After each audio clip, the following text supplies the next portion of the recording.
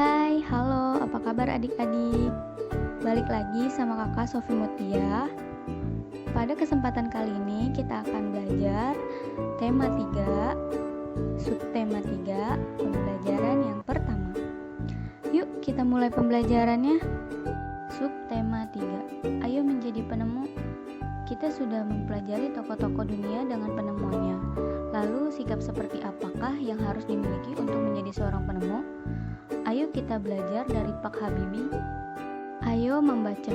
Baca dengan teliti teks biografi tentang perjalanan hidup Bapak Habibie berikut ini. Nah, adik-adik, pada kesempatan ini di pembelajaran tema 3 kita dianjurkan dengan biografi seorang tokoh, yaitu Bapak Habibie.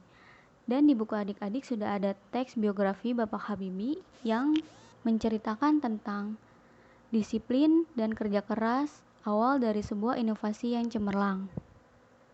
Dan ada juga sejarah tentang masa kecil beliau, perjuangan keras di perantauan, buah dari kerja keras, kecintaannya pada tanah air, prestasi cemerlang buah dari disiplin dan kerja keras beliau.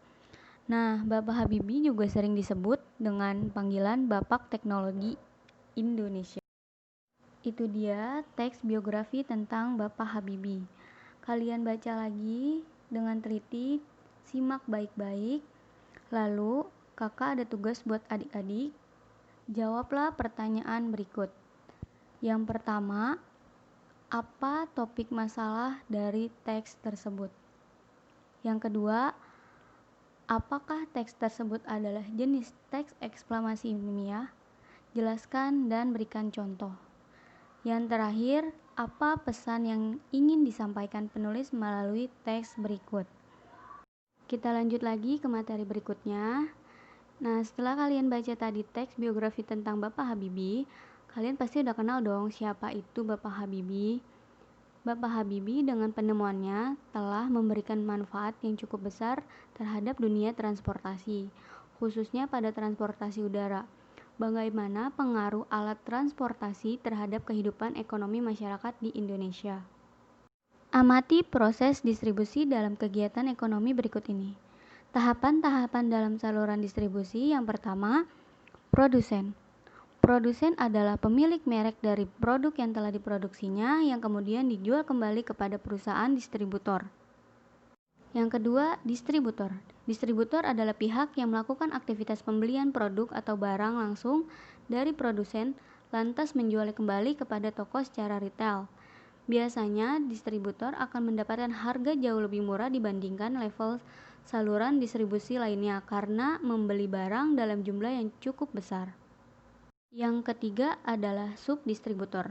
Subdistributor adalah pihak yang melakukan aktivitas pembelian produk dari distributor di area yang telah ditentukan titik penyebaran produk-produk lainnya. Yang keempat, grosir. Grosir adalah sekumpulan orang atau pengusaha yang membuka usaha dagang dengan membeli produk dari subdistributor, kemudian dijual kembali pada pengecer atau pedagang besar lainnya. Yang kelima, pedagang eceran atau retailer.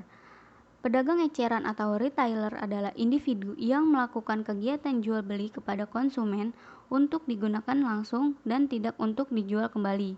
Jadi, pedagang eceran ini merupakan perantara terakhir dari level saluran distribusi karena berhubungan langsung dengan konsumen. Yang terakhir, konsumen. Konsumen adalah pihak yang menggunakan produk atau barang secara langsung dengan tujuan untuk dikonsumsi.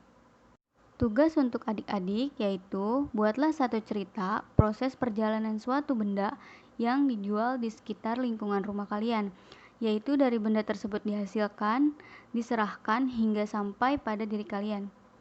Cerita kalian dalam bentuk tulisan atau gambar. Buatlah dengan jelas, rapi, dan menarik. Setelah itu, semua tugas-tugas kalian bisa difoto lalu kirim ke guru melalui WA grup ya.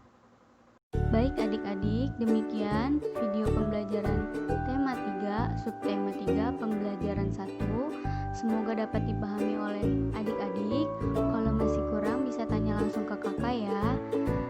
Demikian, kakak ucapkan banyak terima kasih. Wassalamualaikum warahmatullahi wabarakatuh.